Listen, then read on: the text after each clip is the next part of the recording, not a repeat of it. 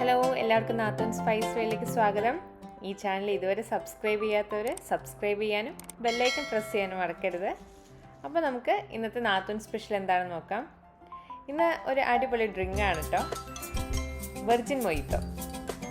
സാധാരണ മൊയ്ത്തോ എന്ന് വെച്ചിട്ടുണ്ടെങ്കിൽ അത് ആൽക്കഹോളിക്കാണ്, വൈറ്റ് റം യൂസ് ചെയ്തിട്ടുണ്ടാവും. പക്ഷെ നമ്മളിവിടെ വൈറ്റ് റം ഒന്നും യൂസ് ചെയ്യുന്നില്ല, പ്ലെയിൻ ആയിട്ടുള്ള മൊയ്ത്തോ ആണ്. അതുകൊണ്ടാണ് ഇത് വെർജിൻ മൊയ്ത്തോ എന്ന് അറിയപ്പെടുന്നത്.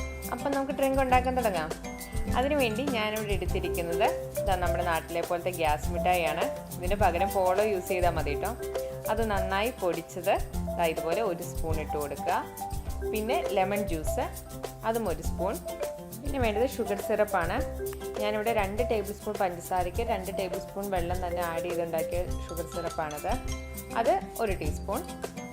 പിന്നെ വേണ്ടത് ഇതുപോലെ അരിഞ്ഞിരിക്കുന്ന നാരങ്ങ, അതൊരു പകുതി നാരങ്ങയുള്ളേ, അത് കഷ്ണങ്ങളായി നുറുക്കിയതാണ്.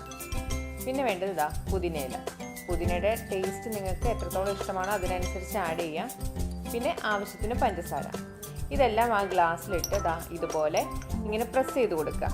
നമ്മുടെ നാട്ടിലിങ്ങനെ ചതയ്ക്കുന്ന ആ ഒരു സാധനം ഉണ്ടല്ലോ, അതുകൊണ്ട് ഇങ്ങനെ നന്നായി പ്രസ് ചെയ്ത് കൊടുത്താൽ മതി.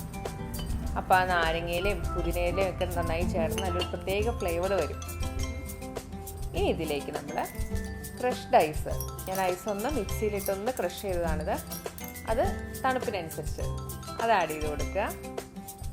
പിന്നെ വേണ്ടത് സോഡ. ഞാനിവിടെ പ്ലെയിൻ സോഡയാണ് ആഡ് ചെയ്യുന്നത്. നാട്ടിൽ വേണമെങ്കിൽ സ്പ്രൈറ്റ് ആഡ് ചെയ്താൽ കുറച്ചുകൂടി ടേസ്റ്റ് ഉണ്ടായിരിക്കും. സ്പ്രൈറ്റിന് ആവശ്യത്തിന് മധുരം ഉള്ളത് കൊണ്ട് നമ്മൾ സ്പ്രൈറ്റാണ് ചേർക്കുന്നതെങ്കിൽ മധുരം അതിനനുസരിച്ച് പാകപ്പെടുത്തണം. അങ്ങനെ നമ്മുടെ ഈസി പീസി ആയിട്ടുള്ള വെർജിൻ മൊയ്ത്തോ റെഡി ആയിട്ടിരിക്കുകയാണ്. ഇത് കണ്ടോ, പെട്ടെന്ന് ഉണ്ടാക്കാൻ കഴിയുന്ന ഡ്രിങ്കാണിത്. ഗസ്റ്റൊക്കെ വന്നു കഴിഞ്ഞിട്ടുണ്ടെങ്കിൽ 2 മിനിറ്റ് പോലും വേണ്ടത് തയ്യാറാക്കാൻ.